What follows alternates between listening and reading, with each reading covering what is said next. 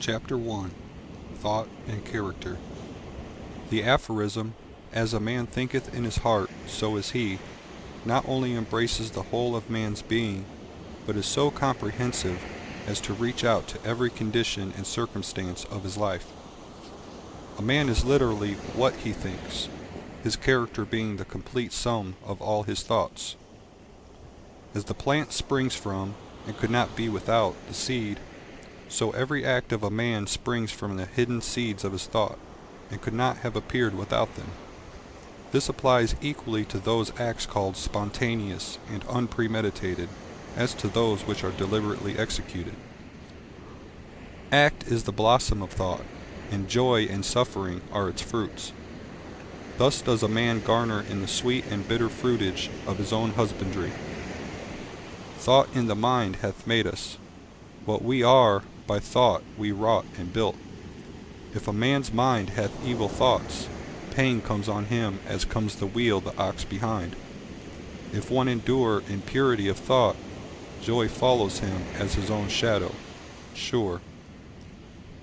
Man is a growth by law, and not a creation by artifice, and cause and effect is as absolute and undeviating in the hidden realm of thought as in the world of visible and material things. A noble and godlike character is not a thing of favor or chance, but is the natural result of continued effort in right thinking, the effect of long-cherished association with godlike thoughts. An ignoble and bestial character, by the same process, is the result of the continued harboring of groveling thoughts. Man is made or unmade by himself. In the armory of thought, he forges the weapons by which he destroys himself. He also fashions the tools with which he builds for himself heavenly mansions of joy and strength and peace. By the right choice and true application of thought, man ascends to the divine perfection. By the abuse and wrong application of thought, he descends below the level of beast. Between these two extremes are all of the grades of character, and man is their maker and master.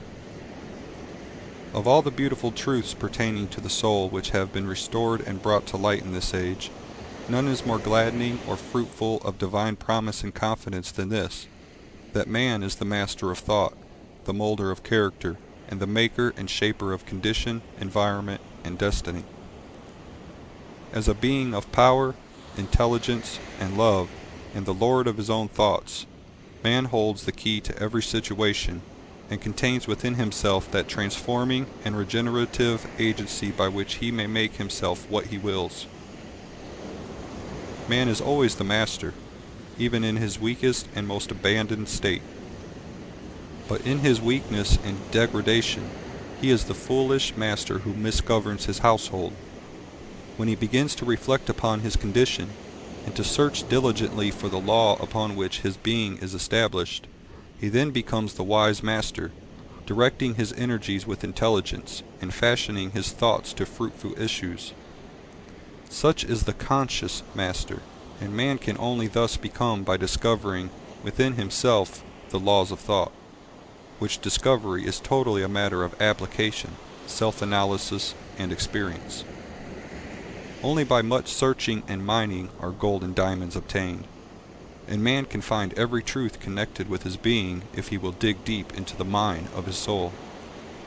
And that he is the maker of his character, the molder of his life, and the builder of his destiny, he may unerringly prove, if he will watch, control, and alter his thoughts, tracing their effects upon himself, upon others, and upon his life and circumstances.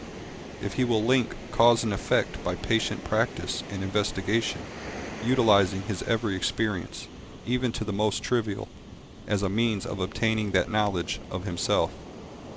In this direction, as in no other, is the law absolute that, he that seeketh findeth, and to him that knocketh it shall be opened. For only by patience, practice, and ceaseless importunity can a man enter the door of the temple of knowledge.